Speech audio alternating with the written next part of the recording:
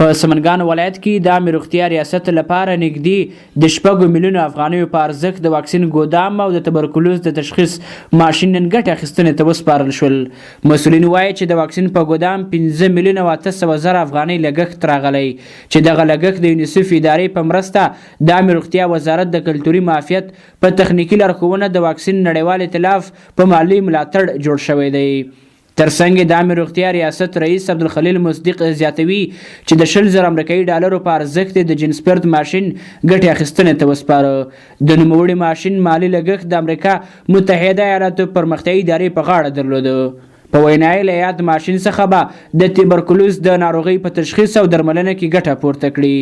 نوموړی په دې اړه وایي البته این دو پروژه یکی شامل تعمیر ګودام موافقت کتلری بود که از طرف با کمک مالی دفتر محترم یونیسف به هزینه 5,800,000 در ظرف 4 ماه کاری تکمیل شد و خوشبختانه افتتاح شد.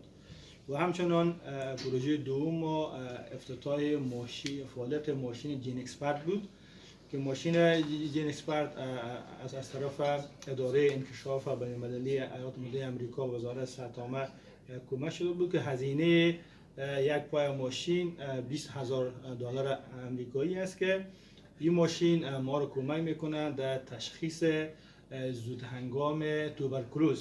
په ورته مهال د یاد ولایت د مدني ټولنو مشر نجیب الله دانش د خپلو خبرو پر مهال وویل د خوښۍ ځای دی چې نن د سبا د 15 میلیونه افغانیو په ارزښت 2 پروژې ګټې اخیستنې ته سپارل کیږي. نوموړي وویل دا د روغتیا په برخه کې یو ستر ګام دی.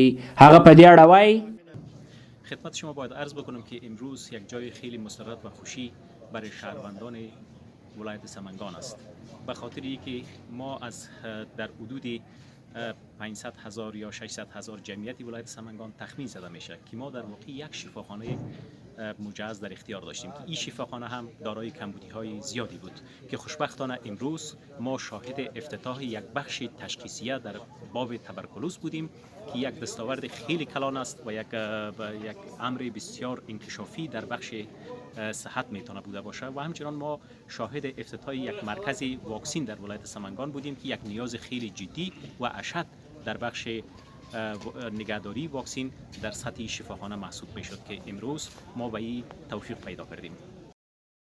سمنګان ولایت ټولټال 6 ولسوالۍ لري. له دې وړاندې به د یاد ولایت اوسیدونکي په توبرکلوز ناروغۍ اخته کسان به د تشخیص لپاره د هیواد پلازمینې او یا به له هیواده بهر استول کېدل. خو د یاد ولایت ولایتي چارواکي په نوموړي ولایت کې د غوره روغتیا په برخه کې دا یو ستر ګام بولي او ټینګار کوي چې له دې وروسته به په توبرکلوز ناروغیو د اخته کسانو تشخیص او درملنه به په ولایتي روغتون کې ترسره کیږي. شفیع الله ستانکزی، میلمه راډیو، سمنګان.